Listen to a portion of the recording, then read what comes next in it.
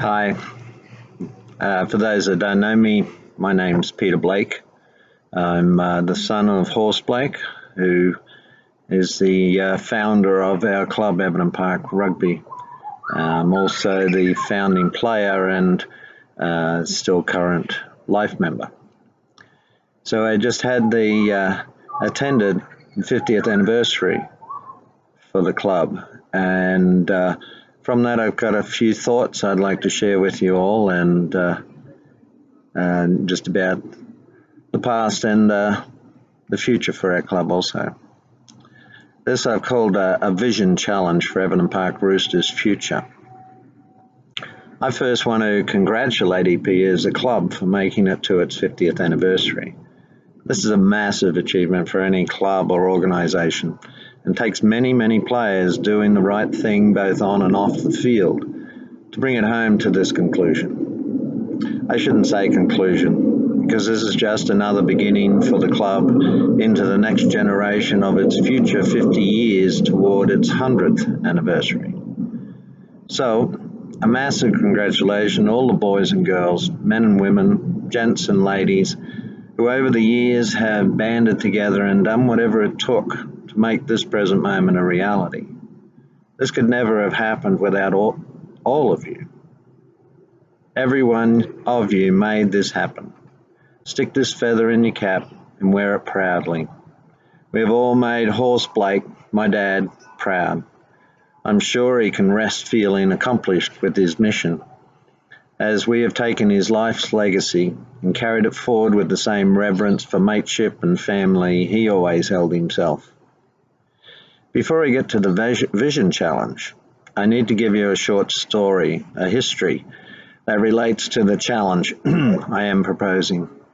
History and ancestry is important to know, because it can either determine a recreation of the past or a redevelopment out of it that may bring about something new. Dad's sisters once told me that when Dad came back from World War II, he was a changed man. He was a bombardier in England for the war, and at one time he was sick and couldn't fly, but his crew did and were shot down. He lost good mates in that flight. We've all heard of the trauma these kinds of experiences can create in an individual, and those who have served, I'm sure, still at some level intimately bear the impact of these things to this day. There is no doubt that they inevitably transform one's life. This is most definitely what happened for Dad. Apparently, when he came back, he went to the cane fields of North Queensland to work things out within himself.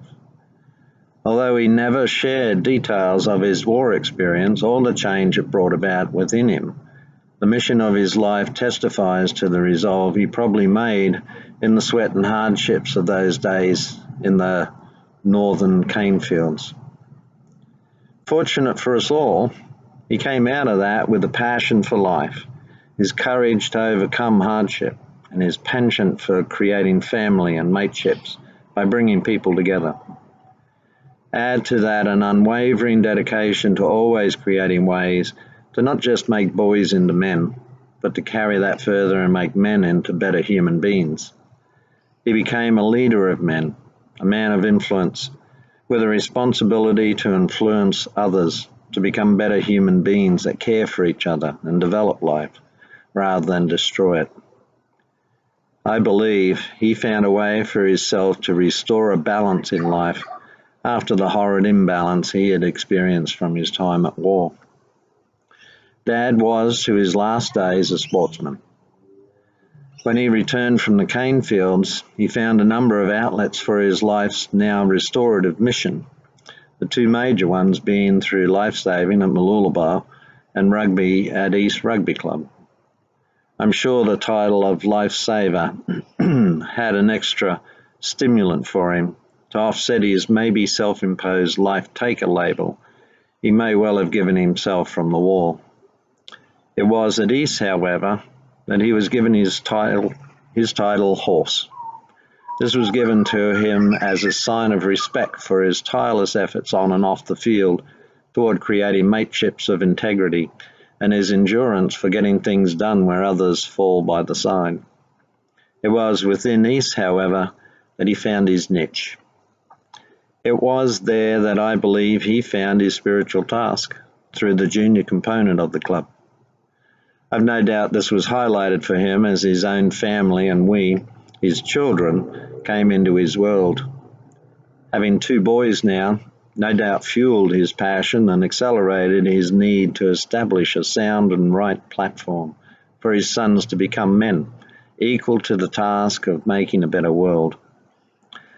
Although super active within the senior club and endlessly playing, passionate, sometimes twice and even 3 times on a weekend, amassing over 300 games for his club, he passionately immersed himself in the junior portion of the club and was instrumental in the development of a hugely strong and successful junior club. I remember many evenings at the end of those rugby Sundays, sitting in the car with an often disgruntled mum and 3 siblings, waiting for hours after the game, as Dad and his mates completed the game's liquid amber post-mortems. I remember being sent by Mum into that small rugby church called the Shed to tell your father to hurry up. When I entered, the roar of the noise of 30-plus men in full fluid conversation about the successes and failures of their game together was almost frightening, yet powerfully exciting to that awe-struck 10-year-old. Although the noise was frightening, the atmosphere was exciting, electric, passionate and inspiring. Large men slapping each other on the back and screaming what seemed like abuse at each other across the room, yet were in fact terms of endearment, which were greeted with raucous laughter and the usual good on you mate rebuttal. All of this was impactful, to say the least, on this 10-year-old. Little did Mum know that by sending me in there, I was subtly inspired for life, to be a rugby man, like my dad and all his mates. Even at 10, in that room with all those monster men towering over me, I was treated as a man, albeit a young one. With aged awareness and insight, I see now how it was in those moments of inspiring interaction between senior and sub-junior that my longevity commitment was formed for this game played in heaven we call rugby, and to the clubs that allow me to play it with my mates. Now, what is also inevitable in any sports club is the development of egoistic humans as well as integrous ones. A conflict between a few of these egotist committee men and my dad ultimately drove Dad out of the club altogether. You can imagine how hard this must have been for him. Combined with the fact that we had now moved into our new house at Everton Park, although he would still load all my friends and others into the back of his Toyota Ute and drive us to the other side of town to games and trainings 2 and 3 times a week, the lack of cooperation from the junior committee became too much for him, and he quit the club altogether. Not one to succumb to adversity, Dad now set out on his final mission to bring about our present club of Everton Park Roosters. This now brings us to the vision. You see, although the egos were the catalyst for his separation from East, it was the separation between the junior and senior portions of the club that ultimately drove him away. Also, worth mentioning here is that egos definitely exist on both senior and junior sides of any club. From what I have heard, it seems there may have been a similar circumstance that created the separation and ultimate dissolution of our senior portion of our club for a while also. I am sure there are other factors. I have seen this so many times over the 50 years of our club's history, and in other clubs as well. We lost good men every time it happened, and the club's momentum slowed considerably. It just shows how the separation between senior and junior committees within clubs drives good men out and becomes a pivotal influence on their continued success or failure. Overcoming this separation is indeed of paramount importance for not just our club's survival now, but its growth and sustainability toward its 100th anniversary goal. I believe the bridge between these two factions lies directly within the last years of junior rugby, specifically within the Colts. I believe at the heart of unity within a rugby club is the linking bridge of an aligned junior and senior participation, particularly within the development and training of the under 16s and 18s.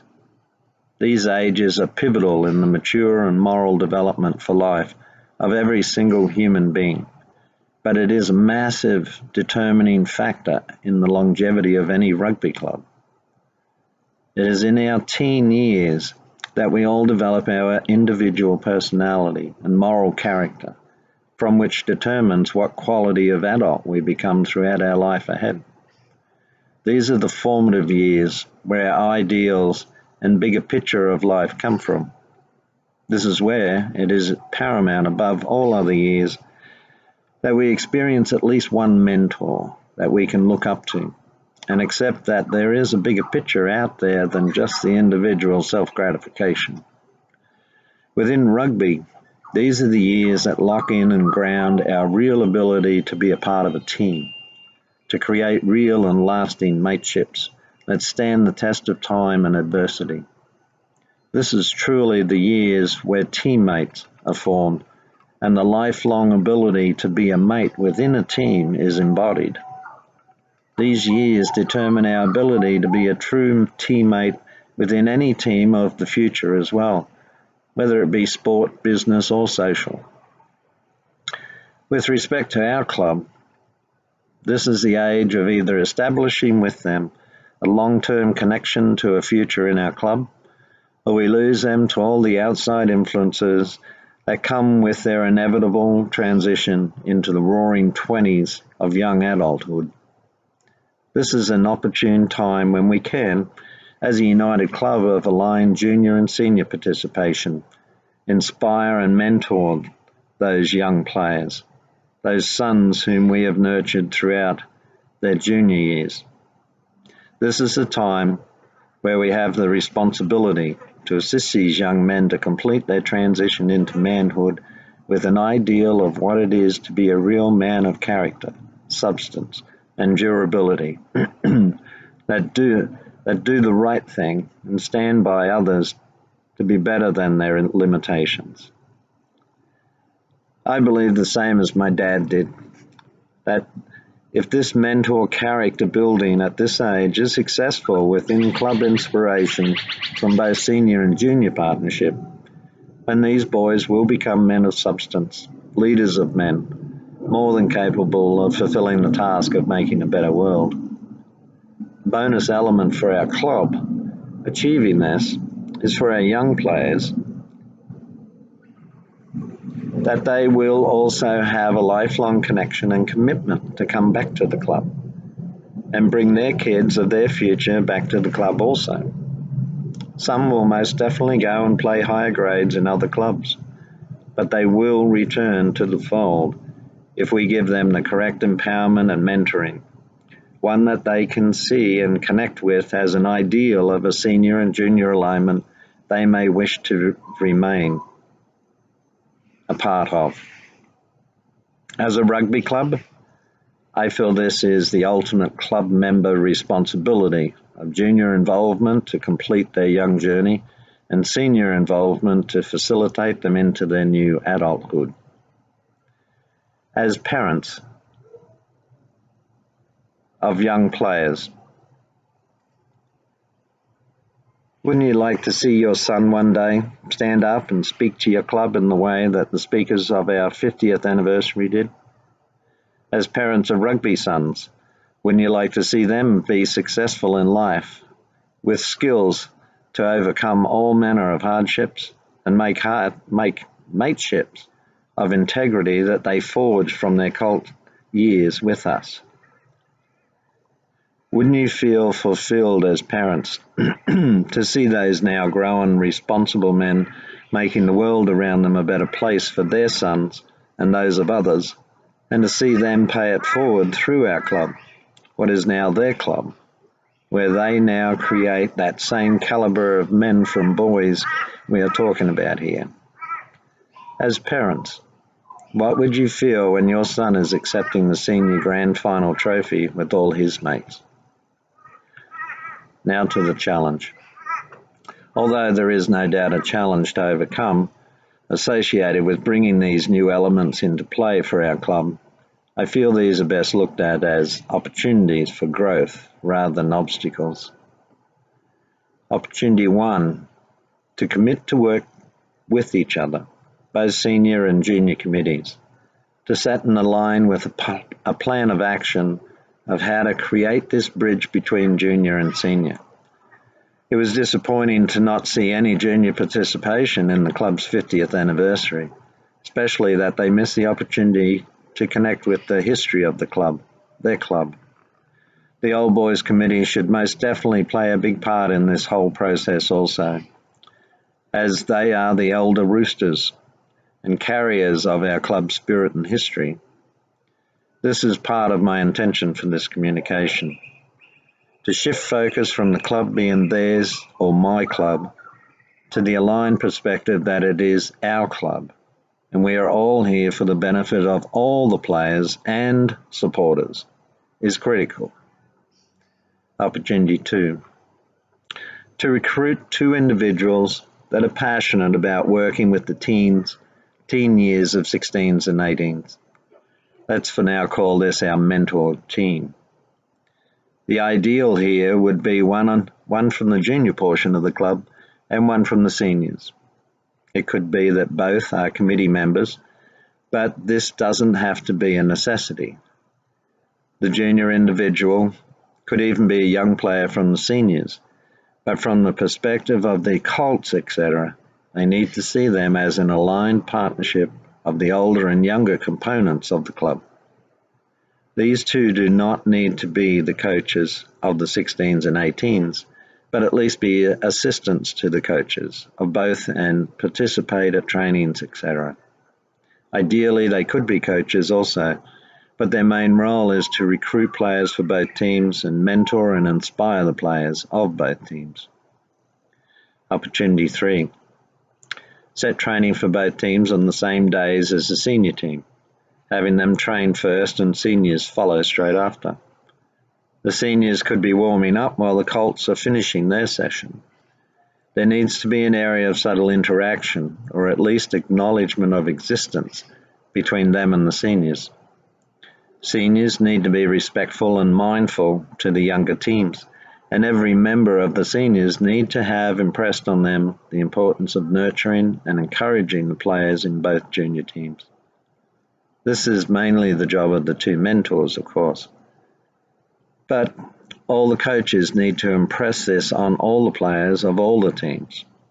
Set times of training where the senior players come and assist the 16s and 18s coach at least once every few weeks at regular intervals throughout the season.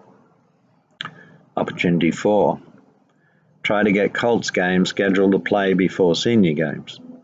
Yes, this may be the biggest challenge, but it will have a massive benefit to creating our proposed bridge. This is not impossible to achieve, if our intention for it is explained correctly to the right authorities, but it will most definitely be a challenge. At the least, encourage and inspire the junior teams to attend the senior games where possible, and vice versa. There are, no doubt, more steps and actions that could happen to bring about this bridge, and there are others who are more qualified than I, who will have some more and better ideas to bring this about also. The bottom line, though, is to bring the club together with an aligned vision to build this bridge, along with a mutually acceptable plan of action that both factions of the club can align with and commit to. There are good men within our club right now, and some on the periphery that just need to see a little more alignment and cooperation between junior and senior factions for them to get more involved. Remember the saying, many hands make light work. Don't drive any more good men away and look for how to make everyone's work easier. I hope that this proposal will stimulate a new inspiration toward creating a sustainably successful path toward our club's future into its 100th year. Now to the vision statement. A vision statement is an aligning statement that encapsulates the essence and driving intention of any body, group, organization, corporation, club, or any collection of individuals. A correctly constructed vision statement becomes an aligning and motivating force that can keep a club on track with its mission and give individuals a stable and inspirational platform to operate from. After completing this vision challenge above, I approached one of my lifelong mates, Glenn Campbell, man of real substance, whose mateship together was formed through those very same mentoring 16 and 18 years of rugby together.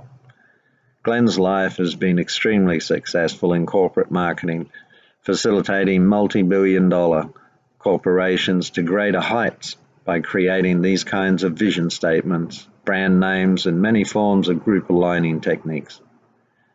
Having already experienced Horse's intention for the club, and after listening to my history, story, and proposal above, he came up with this vision statement to help us inspire the next 50 years.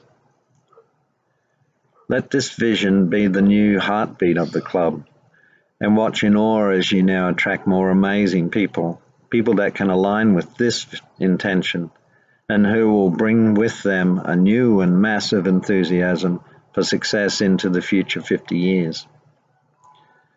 The vision statement is Everton Park Roosters, inspiring boys to become men of substance through lifelong mateships of integrity.